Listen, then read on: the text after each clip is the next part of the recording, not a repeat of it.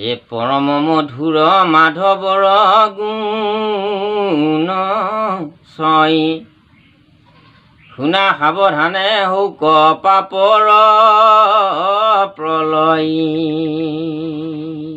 এই শ্লোকটো কীৰ্তনৰ পৰা লোৱা হৈছে যে ভগৱানৰ মাধৱৰ, মা মানে লক্ষ্মী, ধৱ মানে স্বামী, অৰ্থাৎ কৃষ্ণ, কৃষ্ণকে মাধৱ বুলি কয় বা শ্ৰী বিষ্ণু।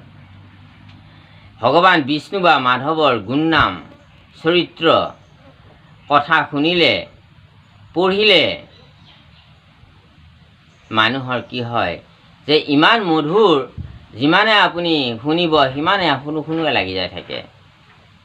পুৰণাখিনিকে শুনিব আকৌ নতুনৰ নিচিনা হৈ যায়। ইমান মধুৰ, যিমান শুনিব সিমান শুনিবৰ মন যায়, মধুৰতা বাঢ়ি যায়। কৰ্ণৰ অমৃত বুলি কৈছে সেইকাৰণে। গতিকে যদি একান্ত মনে সাৱধানে কায় বাক্য মনে ভগৱান কৃষ্ণৰ এই গুণ চৰিত্ৰ কথা শ্ৰৱণ আৰু কীৰ্তন যদি মানুহে কৰে, তেনেহ'লে সেইজন মানুহৰ পাপবিলাক লাহে লাহে নাইকিয়া হৈ যায়, পাপত প্ৰলয় মিলি যায়। অৰ্থাৎ কেনেকৈ পাপত প্ৰলয় মিলে ভগৱানৰ নামেৰে বাৰু?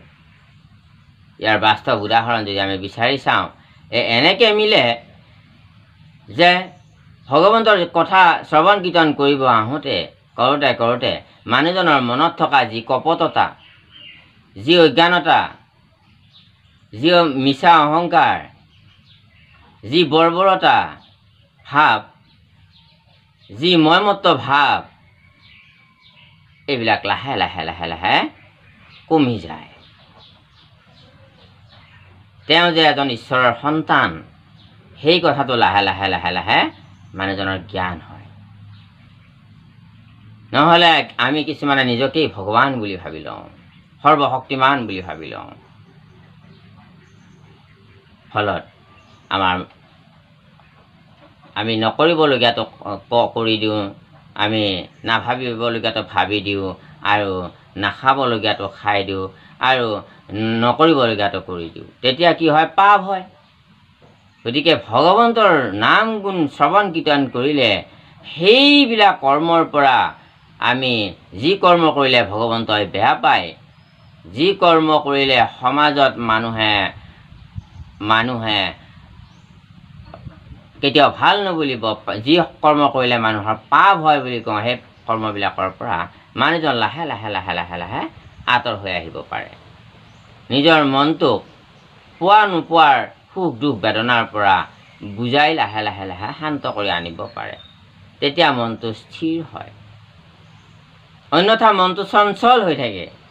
যেতিয়া মানুহে কৃষ্ণ কথা, হৰি কথা, এই আধ্যাত্ম তত্ত্বৰ কথা যেতিয়া নেকি ভালদৰে একান্ত মনে বুজি শ্ৰৱণ কীৰ্তন কৰিব, যত্ন কৰিব, তেখেত লাহে লাহে লাহে লাহে লাহে লাহে সেই পাপ কৰ্ম, পাপ চিন্তা, সেই কপটতা, সেইবিলাকৰ পৰা, হিংসা অকিয়াৰ পৰা নিজকে দূৰ কৰি, আৰু তেতিয়াই সেই মানুহজনৰ পাপবিলাক নকৰা হৈ যায়।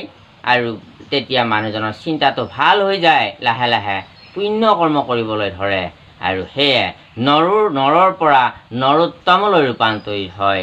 সেইকাৰণে কৈছে যে ভগৱান কৃষ্ণৰ নাম গুণ শ্ৰৱণ কীৰ্তন কৰিলে মানুহৰ পাপত প্ৰলয় হয়, পাপ বিনাশ হয়। জয় শ্ৰীকৃষ্ণ।